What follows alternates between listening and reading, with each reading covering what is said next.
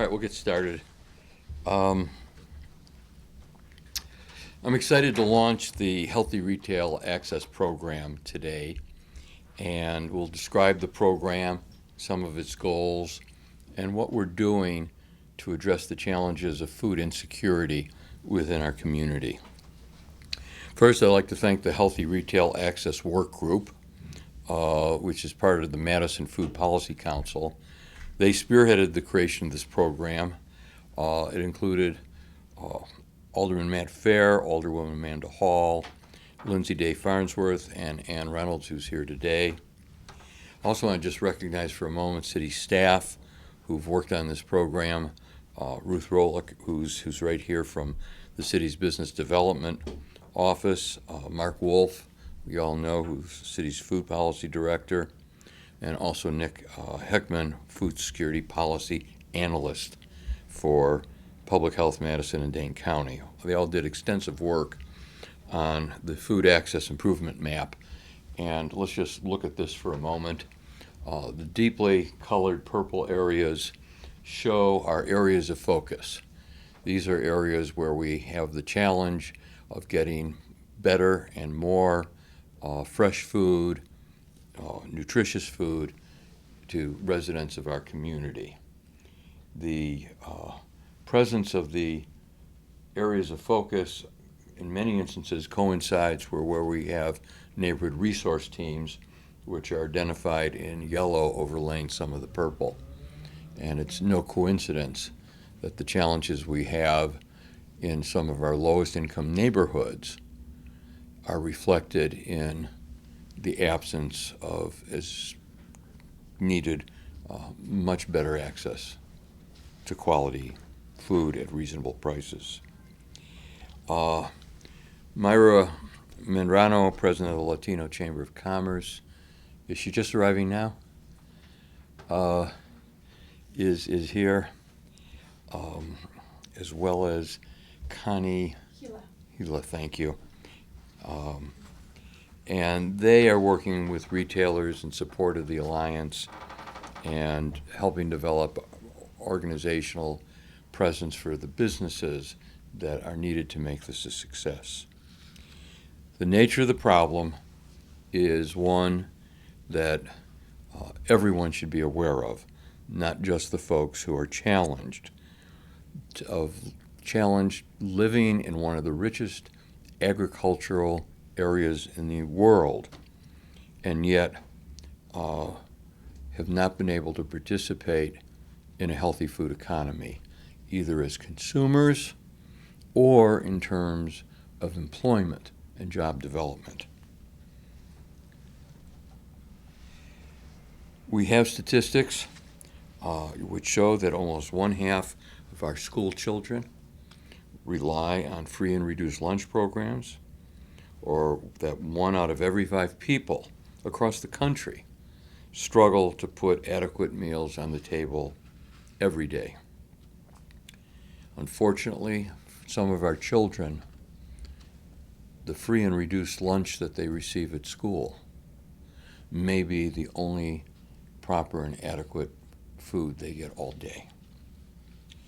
We're a period of time when the state and the federal government are making these programs less available and throwing up roadblocks to the healthy development of our kids.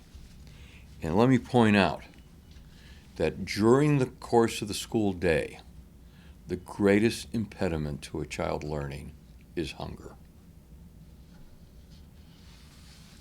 The Food Access Improvement Map displays areas of focus where we will prioritize our investment in coming years in our food system to improve access and employment to area residents.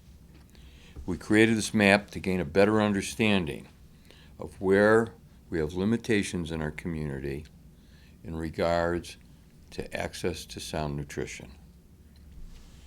It's well documented that census tract data mask our poverty.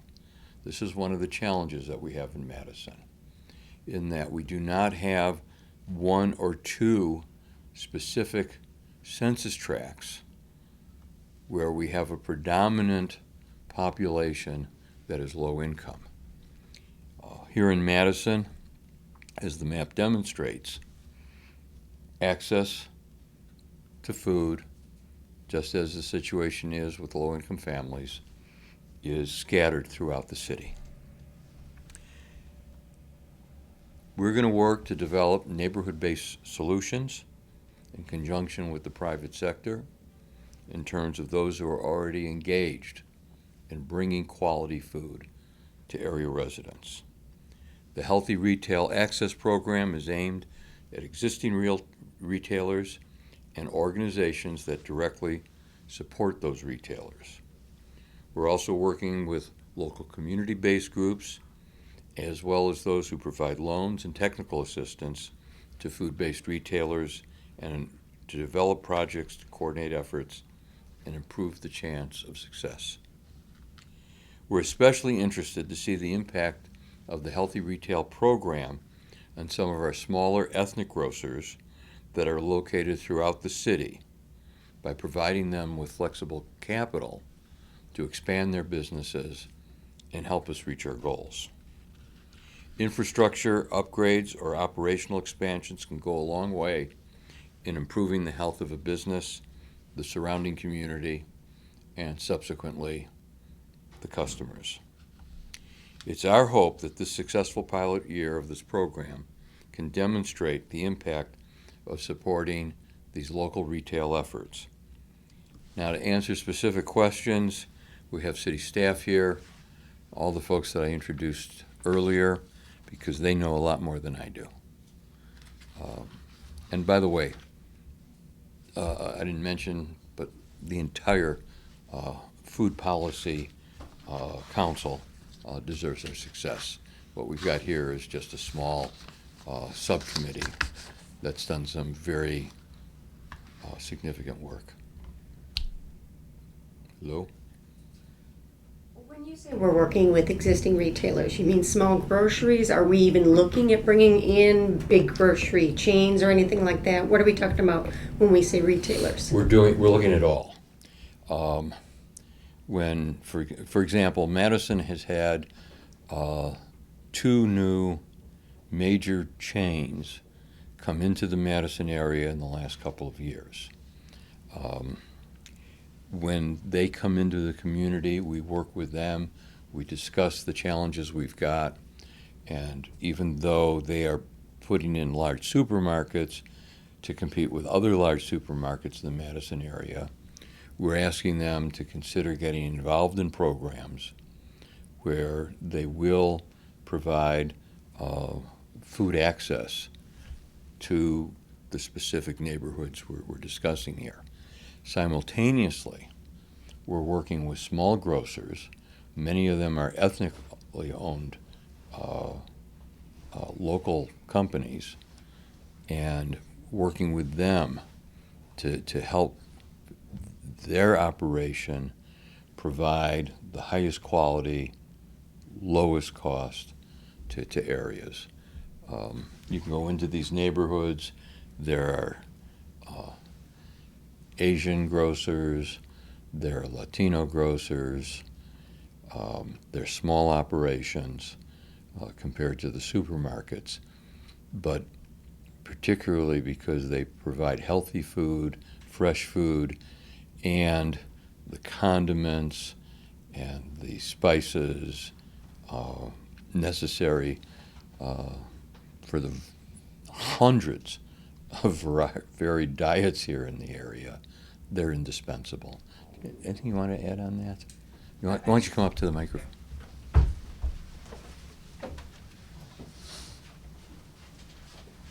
Please give us your first and last name, please. Hello, everyone. My name is Mayoral Medrano. I am the president of the Latino Chamber of Commerce. And I really want to thank you, Mayor Soglin, for launching this program. This is a great opportunity for our local Latino businesses to really make a bigger impact in the business community, but also to reach out to populations that may not know about the healthy produce that they provide in their store. And this is something that just is down the street. I really want to echo provide the highest quality produce and food at the lowest cost. And the good thing about that is we have that opportunity right now in Madison. And I just wanted to add that our local Latino businesses are on board with this. They are happy that the mayor has launched this program and we're really excited to move forward with it. So, thank you. How would this money be used? Grants, loans? How's this? It's $100,000 that's going to be divvied up. Ann might be, Ann, are you the best, or Ann or Ruth, which one are you? Ruth? Right now, we're looking at kind of both, mostly in the beginning, forgivable loans or small grants, with the idea that possibly in future years it could be a very low interest loan program. And how will this money be used again as far as, you said loans or grants, but what will these be used for by the businesses to sort of add more to the public who want to get access to healthy foods? For existing businesses, that could include capital improvements to equipment, possibly expanding fresh food and produce areas of the store, or refrigeration for things like milk and other kind of dairy products. It could be used to help a store that does not currently have SNAP access to provide food share access to its customer base. It could be used possibly for marketing already existing amenities to the neighborhood to kind of expand the customer base, especially for some of the ethnic grocers throughout the city, to sort of introduce themselves to other communities that may not be using that particular food asset in there that's right down the street from them. In these areas, if I may, what's your criteria for calling them a food access improvement? Are you calling them? No one said the word food desert like the USDA. We're not using that term deliberately. Okay. We think that it's a misnomer, and it doesn't reflect the challenges that we have. So what is your criteria? But the criteria has to do with availability, number of square feet of retail space, given the population area, cost of food. Those are all variables that go in. If you look at the USDA standards or application of their criteria, we're pretty similar. But among those of us, the dozen cities or so in the country who are really active on food policy, we're getting away from the term food desert. I'm going to use some numbers. These are not based in fact, but I just want to use them to make a point. So say it costs $12 a square foot to develop some retail space. More space for fresh foods, refrigerated units, and that sort of thing. So let's say with our grant, the eligible grocer can get that down to $10 from $12 a square foot. So with that reduction of $2 a square foot, that means every day of the year, year after year, that grocer can now afford to pass on a lower cost to the customers.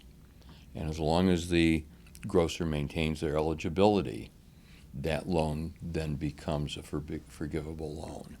That's our intention. One thing I'd suggest people do is something that Sarah and I did over this last year and a half. When we eat out in an ethnic restaurant and find something interesting, one of the things we'll do is we'll try and do it ourselves. Not always very well, but it's an adventure. Even at one point, it was finding a specific tea. Then, to complete the treasure hunt, it's to start going to one ethnic restaurant after another here in Madison to find whatever it is you're after, whether it's that tea, it's that oil, it's that specific rice.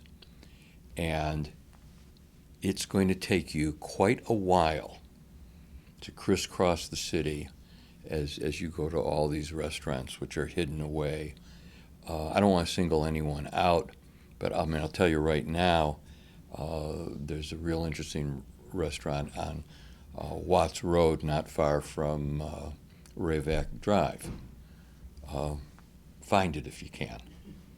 Obviously, its regular customers have. So that's what this is about. Any other questions? Yes. Yes, I have one. There's like a decent amount of purple up there. Is there any areas that are of specific importance that you wanted to focus on, or is everything just kind of spread out across the city? I don't think we've got any specific areas. Some are more challenged than others. And by the way, in terms of criteria, it's accessibility. I mean, how far do you have to go? Is there public transportation? Is there a walkable site? You know, one of the issues that's come up in Allied Drive. When you look at the fact that Walgreens was the most accessible outlet for food in the area, you have to kind of shake your head. Then, when you've lost that Walgreens, it really shows you how serious the situation is.